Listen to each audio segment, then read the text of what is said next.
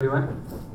Welcome to Women Economic Forum 2016, and our session is Young Innovators and Entrepreneurs. So we have three speakers right now over here, and three more are coming. So first of all, I would like to invite Nidhi Agrawal. Please, ma'am, come forward and share your thoughts.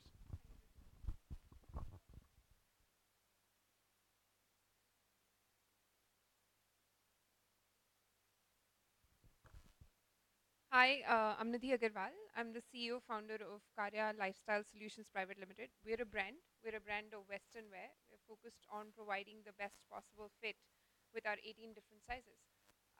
So I'm here really to talk about how data analytics goes a really long way in establishing a brand, because that's really the premise or the base on which Karya has been doing what it's been doing for the last 2 years. Before I go there, I should probably also introduce Karya as a brand and what we've done over the last 2 years. So there's some context to the journey and therefore some context to the entire idea of data analytics. Um, Karya started in February 2014. We started off by listing ourselves on marketplaces, all of the ones that are popular in India. And then we soon realized that, is this better? Okay, excellent. Okay, thank you. So we soon realized that funding wasn't going to be easy for us, and therefore cash break even was really critical to survival. So starting in February 2014 all the way to January 2015, we were really struggling to get funding.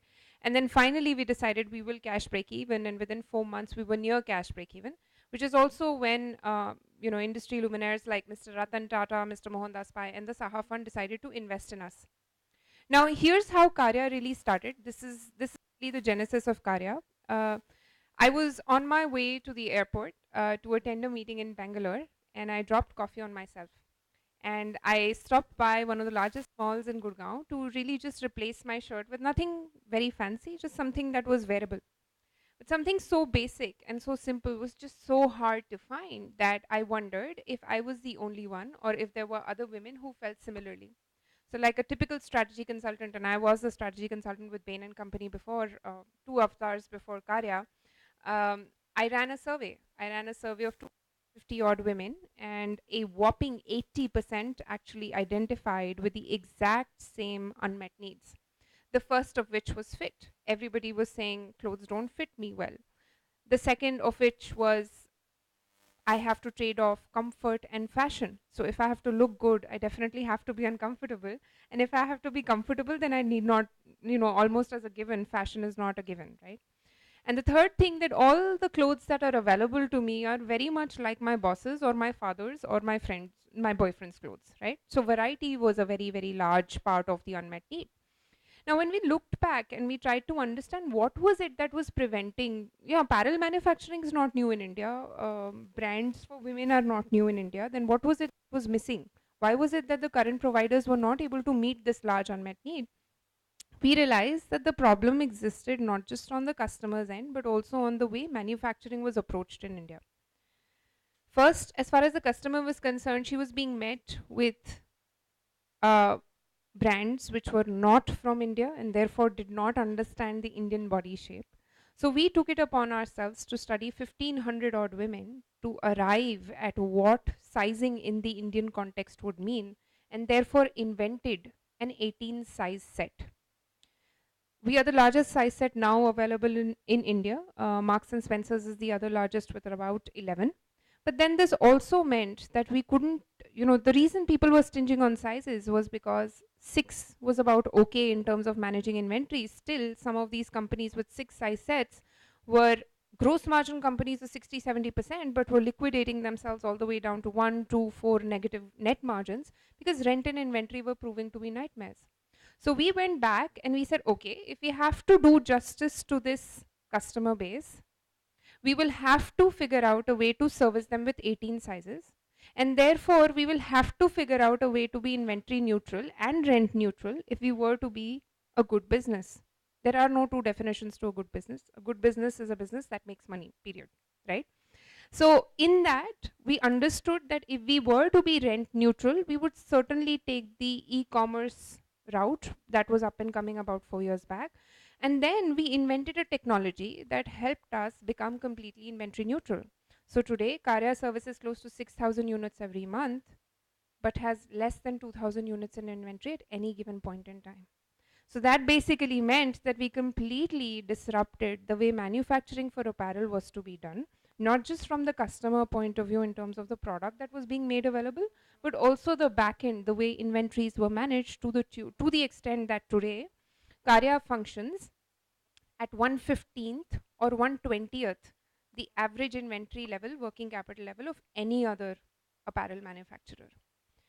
This, in my mind, is a true story of where voice of customer actually led to a definition of a very articulate definition of a problem statement, and then therefore a solution which has not just helped us circumvent certain business impediments, but also gone one step further in creating a brand affinity, a relationship with the customer. Because guess what? The minute she is able to find what she needs within the system, she's going to come back one more time and another time and another time. Guess what? As a subset to the entire definition of being zero inventory, we were making to order, not necessarily making to measure, which also allowed us to personalize the product. So should you like something in 19 inches of sleeve, 5 inches of sleeve, or 4 inches of sleeve, we're able to do that before we ship the product out to you, right? The other big thing that happens with this is we are truly listening, right? Because we are not committing to any finished goods. So I don't have to sell anything. I have to give you what you demanded. So this is true demand fulfillment and not demand forecasting based on previous sales projections, right? So from that point of view, our entire mind to market cycle, which is of 2 days, gets leveraged one more time to create better brand affinity by listening to the customer actively and asking her, what is it that you're missing in the market? So, for example, Limeroad came to us and said, we are doing a promotion for the movie Tamasha. And we said, great, Deepika Padukone is a quintessential working woman in that. We will curate a wardrobe for you, which you can then make available to your customer. Within 2 days, we had an SKU set of close to 21 SKUs that got uploaded and were ready for sale.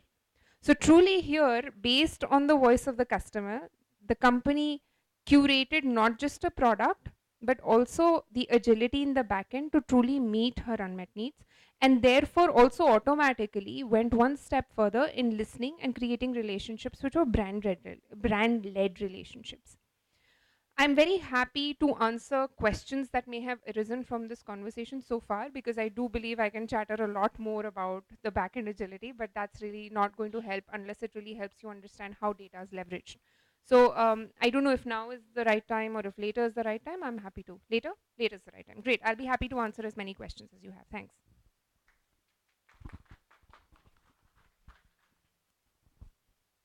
Now I would like to invite Sikha Soon, please, ma'am. Hi, good afternoon, everyone.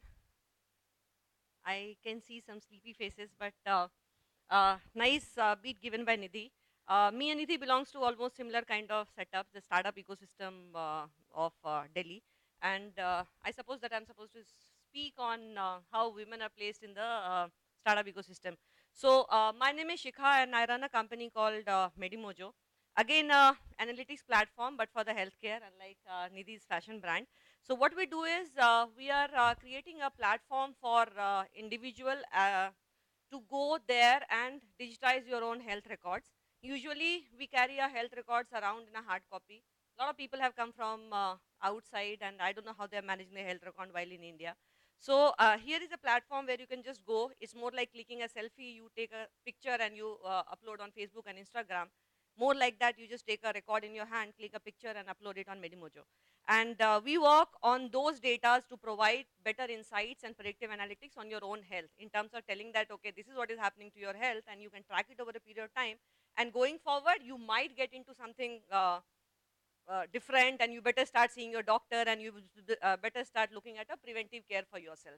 So that is where we are. We launched in December and by God's grace is doing pretty decent. We are getting decent traction right now. And both of us are pretty active in startup ecosystem in Delhi. Before that, I ran one more venture, which is again in market research and analytics and for past 5, 6 years. So I would say that being a female in the industry, mostly, I mean, I'll not say mostly, it is a male dominated industry that I have worked into. There are days and there are times that I have been in boardrooms for meetings where 40, 50, 60 odd men used to be there. So it's like, I have worked around only in the main dominated industry completely. Right now also, females are there in startup ecosystem, but pretty less, right? I mean, it is less. But nevertheless, my viewpoint is I don't see a great difference. I mean, I really don't see a great difference. The kind of challenges that I face or Nidhi face or most of us face, the challenges are same. What a male counterparts or a male entrepreneur will face in terms of your idea validation, or pulling it to a business plan, or taking it to investors, or taking it for funding and taking it to the market. The challenges are same. What we get into talking about challenges from a female perspective is how we are managing your work and how you are managing your home. That's the only thing that most of us get into when we talk about women in the workplace. But otherwise, as a work wise, running a company for this is a second venture for me, and I mean, I love being an entrepreneur. I mean, I just love being an. I always say that I can't work. I just can't work. I just love being an entrepreneur, right? So meeting new set of people, meeting new set of clients, building a team, building a networks, delivering something to your customers. I just love doing that. And enough support systems. I don't see anywhere that if you're a female, you got away with certain things, or you are not able to get to certain points. I never got a project just because I'm a female, or I was denied a project just because I was a female. So it's just that you are a female and you are being there. That's about it, right? So otherwise, it's a very conducive place to be. Indian startup ecosystem. I mean, most of us are Indian, but I thought I'll touch upon this. It is a beautiful place to be in right now. It's growing. It's doing pretty good. Lot of support. Lot of investors are coming in.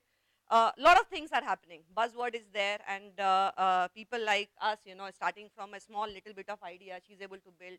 I'm able to build things around this. So if you have a decent idea, you know how to pull it forward, you are able to make it. There's no great difference whether you are a male, female, from where you belong, what kind of studies you have done, or things like that. It's like how you're able to pull your idea to a next stage in terms of building a product, taking it to the market, and uh, doing it right from there.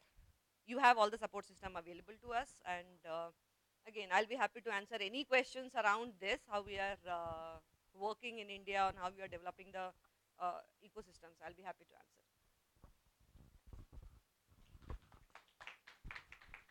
Thank you, ma'am. Now, I would like to invite Subbarao, please, ma'am. Hi, good afternoon. I'm here to share a little story of my journey being a textile designer, uh, a creator, and an entrepreneur in Bangalore City, and how I relied on just my inner feelings, my passion, and my resiliency. I'm from South of India, and being from South of India, I'm exposed more to the culture of saris. My family, I always got in touch with people who wore saris around.